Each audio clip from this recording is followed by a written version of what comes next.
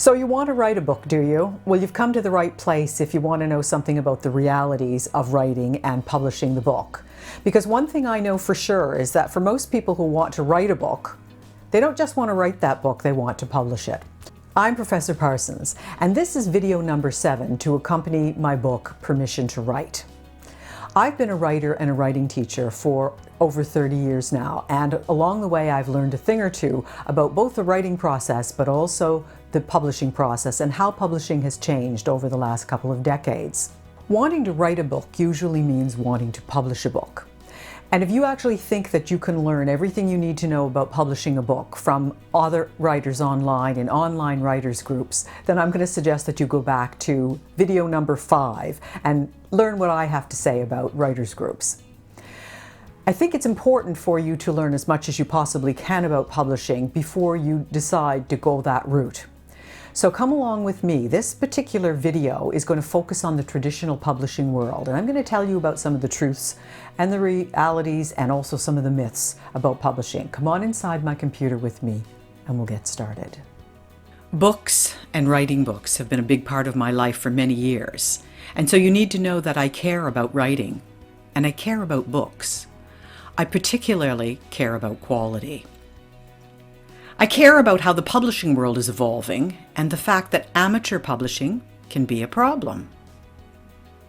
Before you send that manuscript out to a publisher, or you hit publish on the self-publishing platform you probably don't know enough about, I think you owe it to yourself to pay attention.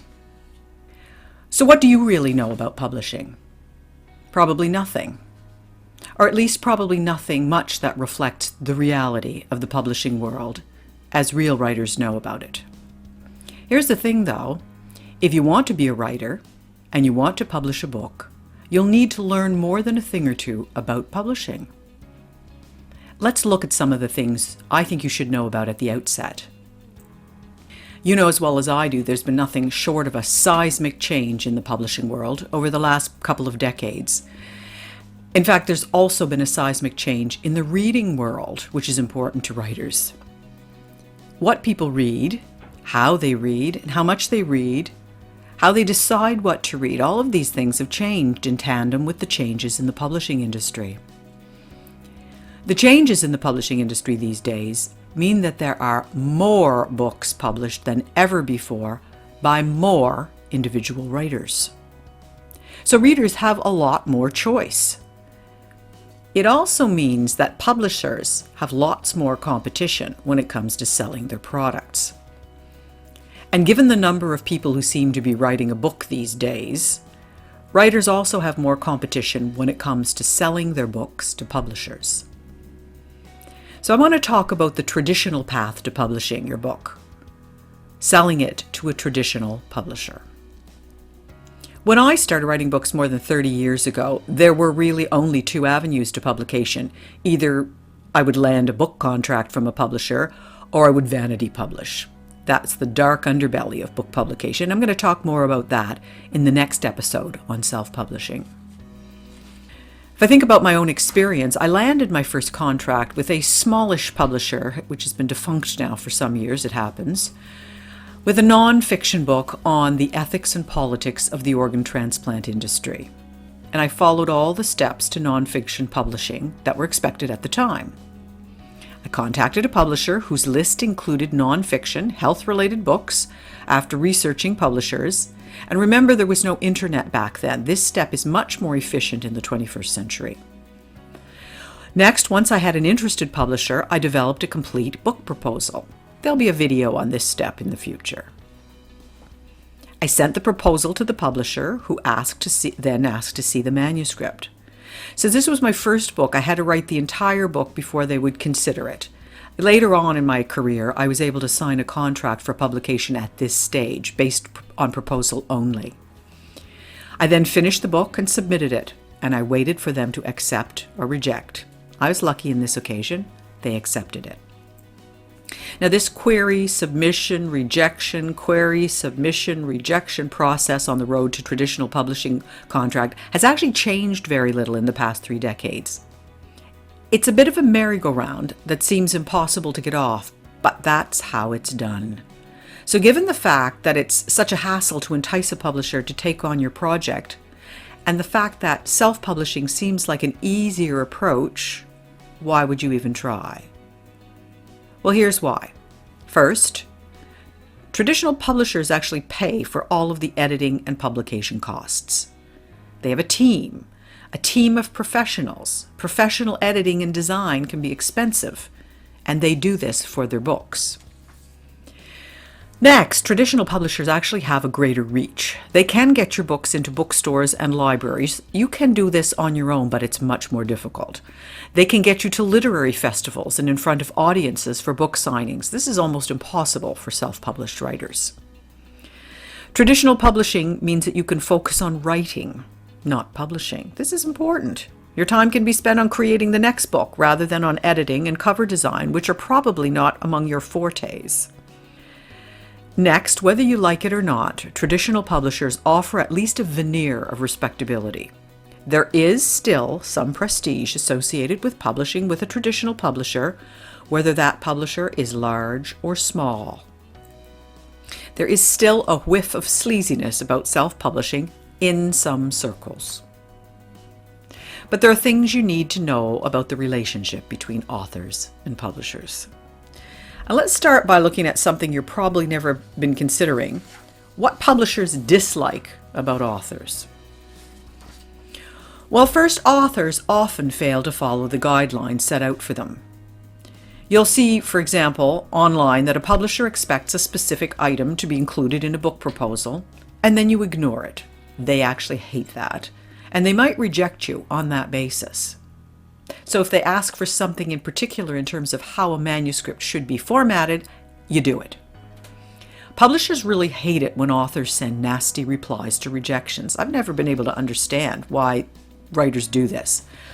I'm not sure what an author thinks he or she will gain by doing it, but as far as I'm concerned, the only possible outcome for this is for that author can kiss that publisher goodbye for future projects.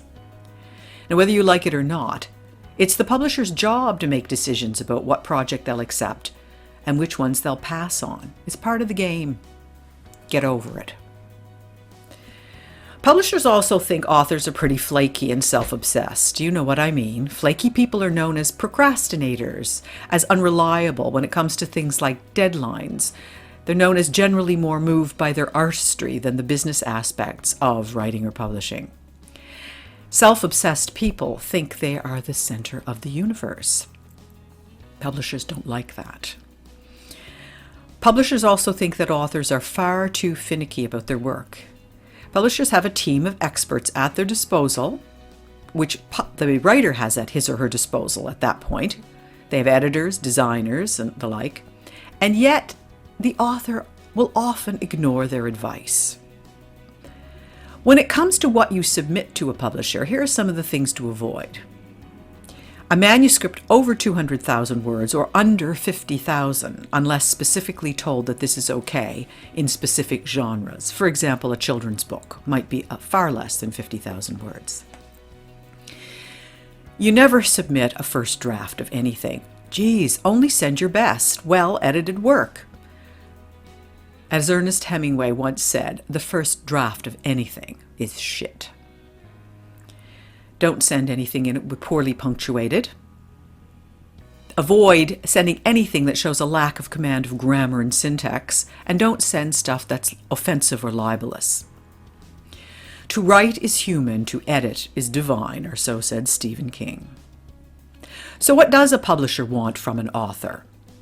Here are some of the things that I think publishers want. A well-written manuscript based on a great idea.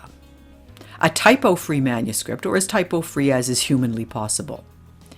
They're looking for a distinctive voice. Something that's not the same as everybody else's. Something that's not derivative. They're looking for a sense of who would buy your book.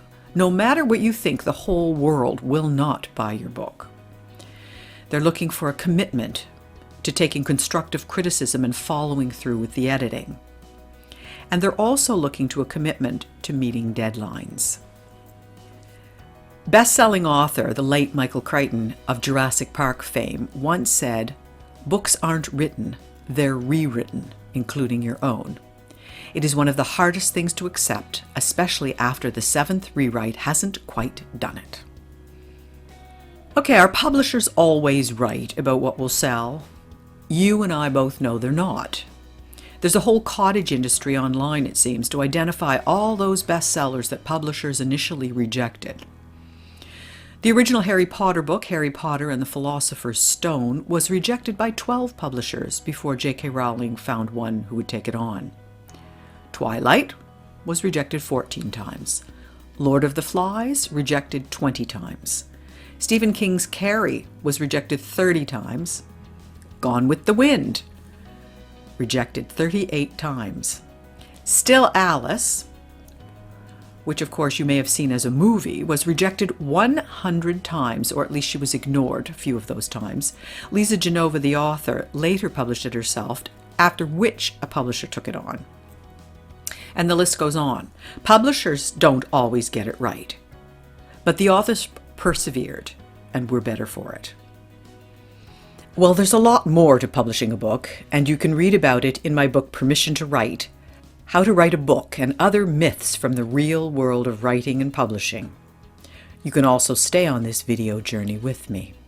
Well, now that we've talked about the traditional publishing world, the next episode is going to focus on self-publishing, the wild, wild world of self-publishing. Stay tuned. Subscribe to the Moonlight Press channel so you'll be able to see all of the rest of the videos that go along with my book, Permission to Write.